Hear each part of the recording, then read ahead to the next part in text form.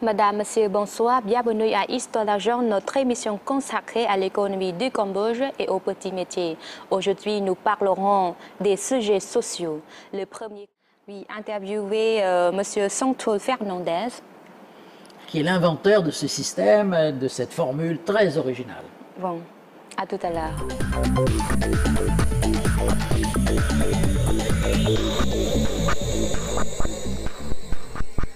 Bonsoir.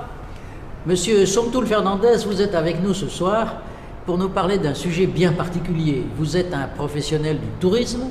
Vous avez fondé une société de tourisme qui s'appelle Kenari Tours. Mais vous avez dans cette vaste activité du tourisme une particularité dont nous voudrions connaître davantage, c'est le tourisme solidaire. Qu'est-ce que c'est que le tourisme solidaire? Merci M. Gasquel d'avoir bien voulu m'inviter ce soir donc, à la chaîne Apsara. Je salue également donc, nos téléspectateurs nationaux et internationaux. J'ai prôné ce concept de tourisme solidaire depuis 1999. Effectivement, après avoir vécu dans ce milieu du tourisme en France pendant plus de 15 ans, j'ai conçu donc ce concept afin de répondre et participer à la réduction de la pauvreté dans ce pays, le Cambodge.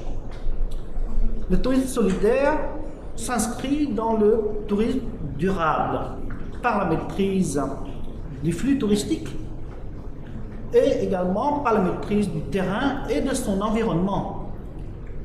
Je m'explique. C'est la maîtrise parce que quand on amène un groupe dans un village, on maîtrise ce groupe, ainsi que la population, le villageois et son environnement. C'est aussi la participation donc, des villageois eux-mêmes dans ces différentes phases de ce projet du tourisme solidaire, mais également donc, la participation des touristes eux-mêmes dans ce concept afin de venir soulager un peu donc, à l'amélioration des conditions de vie au village. Donc, je comprends bien, vous vous adressez à des touristes qui ne sont pas simplement des visiteurs du parc archéologique d'Angkor, mais qui s'intéressent à la vie des campagnes, à la vie des villageois, au fond, aux villageois de base. J'ai prôné ce concept après avoir moi-même donc envoyé beaucoup de tourisme quand j'étais en France, dans plusieurs pays.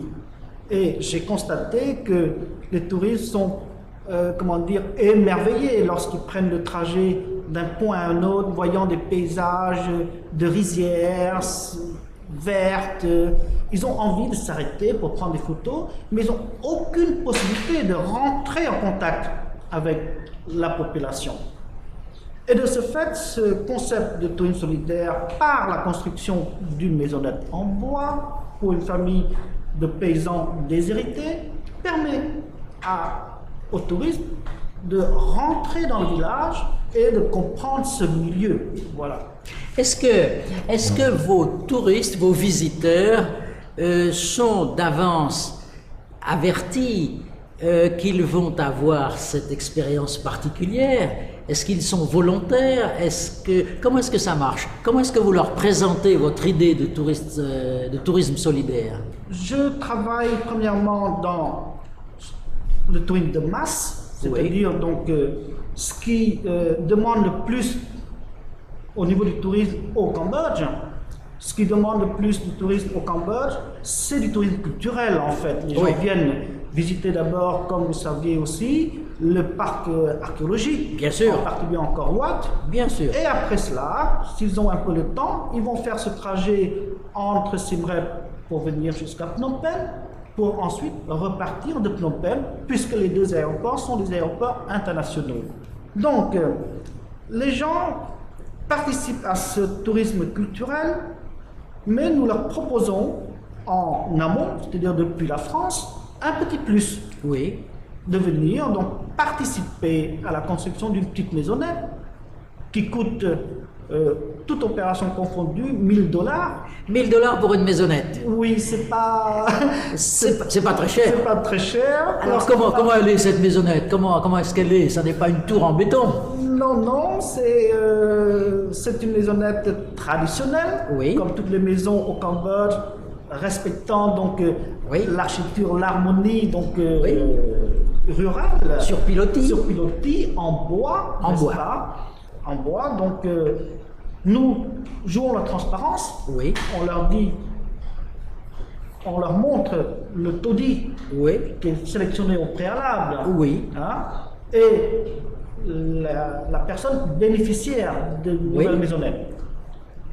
Le jour J, quand les gens arrivent donc au Cambodge, souvent on le fait donc en fin de circuit pour jouer l'effet surprise un petit peu aux gens, parce qu'on leur explique pas tout au départ de la France. Et là, ils vont vivre une petite fête avec la participation des villageois qui sont venus, donc les accueillir, les applaudir. On met également une troupe de tambourins pour les permettre d'évoluer à pied au village. Et en face du taudis où ils ont vu en photo au préalable, ils vont apercevoir une maisonnette en bois. Oui. Là, le chef de groupe ou bien le doyen du groupe avec le chef de village, etc., quelquefois en présence des personnalités du Cambodge, inaugurent ensemble la plaque où y est apposé leur nom et prénom. Très bien, des donateurs. Donc. Des donateurs. Oui. Et à partir de ce moment-là, une fois la plaque dévoilée, les gens donc prennent un peu conscience que le voyage touristique est devenu en quelque sorte un voyage utile. En effet. Voilà. C'est une grande satisfaction morale, on peut dire, certainement. Et est-ce que cette satisfaction, puisque nous sommes dans une émission où il est question d'argent, combien est-ce que ça coûte par tête de touristes de bonne volonté? Alors, en moyenne, pour un groupe, il faut compter à peu près 30 à 35 dollars. Tout dépend de la taille du groupe, sachant qu'une maisonnette, avec toute opération confondue, coûte 1000 dollars. Donc, à diviser par le nombre du groupe, en général, c'est 30 ou 35 dollars. Ce n'est pas grand-chose pour un budget d'un voyage. Ça reste peu de choses, c'est pas un grand poids financier. Mais la satisfaction, elle est totale. Je pense à tous les étages de l'opération. Premièrement, pour l'organisateur qui est donc nous-mêmes. J'ai vu maintes fois donc, les gens émotionnés par la participation de cette inauguration de la maisonnette parce qu'ils ne s'y attendaient pas. Ils pensaient peut-être aller vers le choc de la misère, alors que ce n'était pas du tout ça, c'était la fête, c'était donc quelque chose, une joie intense. Et les gens, souvent, je voyais, en pleurs. Pour moi, c'est une véritable satisfaction, c'est le summum en fait de l'organisation du tourisme, à pouvoir toucher le cœur des gens et la conscience. Donc pour moi, c'est une grande satisfaction, jusqu'au point où, après chaque opération, les touristes me disent, Sontoul, j'ai envie de refaire cela, qu'est-ce que je peux faire? J'aide tout le temps en France, à Handicap International, à Croix-Rouge, etc. Mais avec vous, au moins, je sais que mon argent est utilisé à bon escient. Vous avez la transparence, je vous donne l'argent, vous me donnez la preuve de la réalisation. Alors les gens me donnent 10 dollars, 20 dollars, et lorsque l'enveloppe est pleine, je refais une autre opération tout en respectant cette transparence.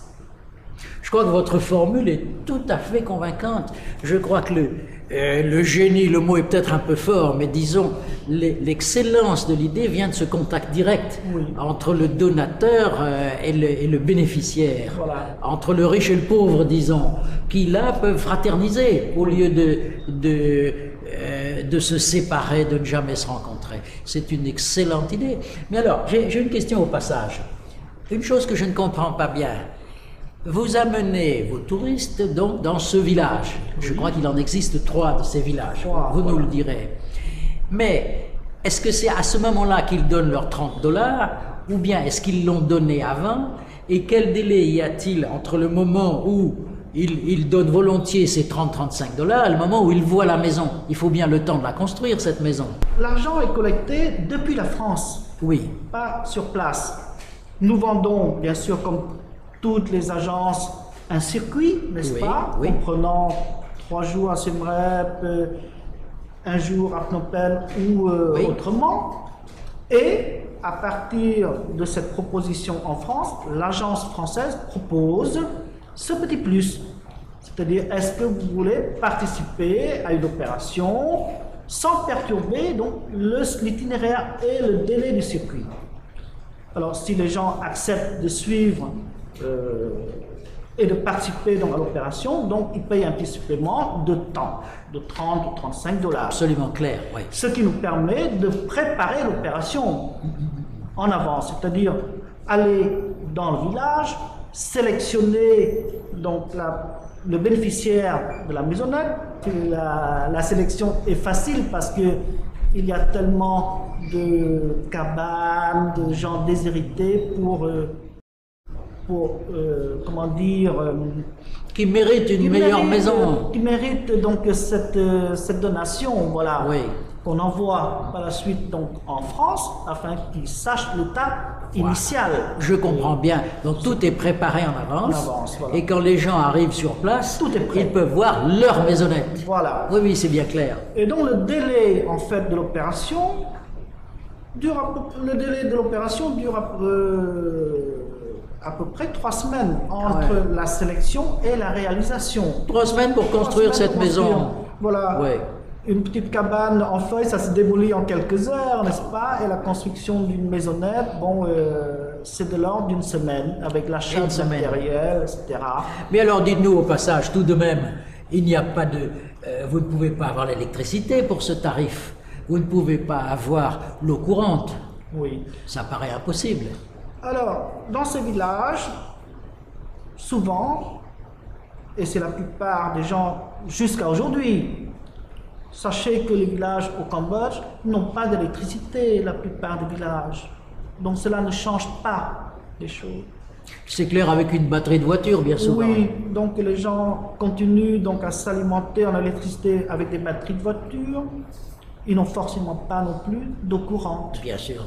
Mais ce qui est important dans cette opération, et pourquoi le choix de ce micro-projet, c'est parce que quand les gens qui vivent dans la misère, en fait, s'ils tombent malades, ils sont dans le gouffre, ils ne peuvent plus se relever. Et pourquoi ils tombent malades? Parce que c'est taudis en feuilles, en fait, qui ne disposent pas de porte.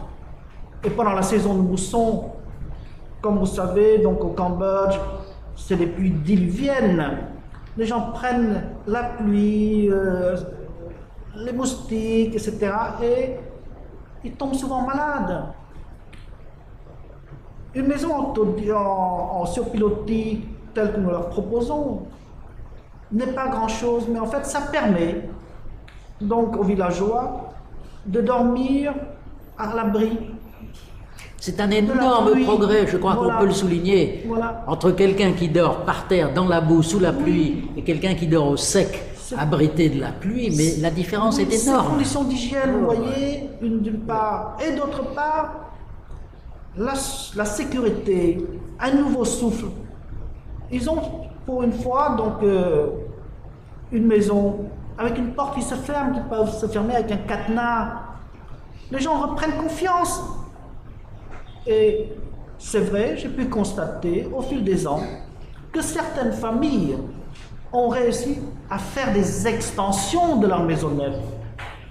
Ça prouve que cette première démarche est une bonne démarche pour la réduction de la pauvreté. Parce que les gens ont repris un deuxième souffle, un nouveau souffle, et s'intègrent dans la société parce qu'ils ont pu construire une cuisine, une terrasse, etc. Jusqu'à ce jour, on a construit maintenant 80 maisonnettes dans 3 villages différents. Un village à Siem Reap, au village de Phnom Krom, 2 villages donc dans la région de Phnom Penh, à côté de Thieu Hek. le village de Sortier, et à Renour, qui se trouve à côté de Thionville. Une dernière question peut-être.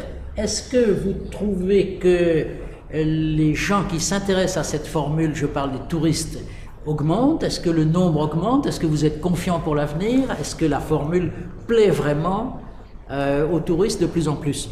La formule plaît à 100%, puisque, bon, comme je vous ai dit tout à l'heure, j'ai une immense satisfaction sur le point de vue organisationnel, parce qu'elle touche le cœur des gens, elle touche la conscience des gens, et les gens sont vraiment satisfaits.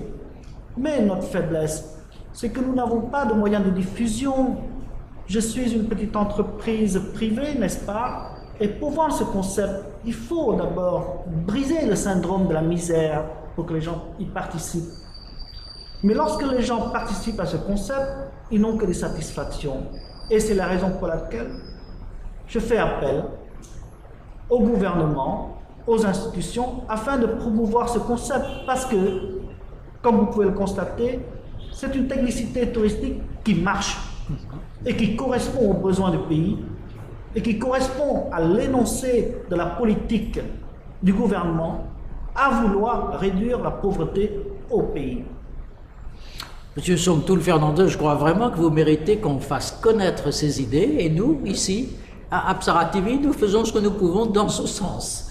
Merci beaucoup, Donc, monsieur. bon courage. Merci pour cet exposé tout à fait intéressant.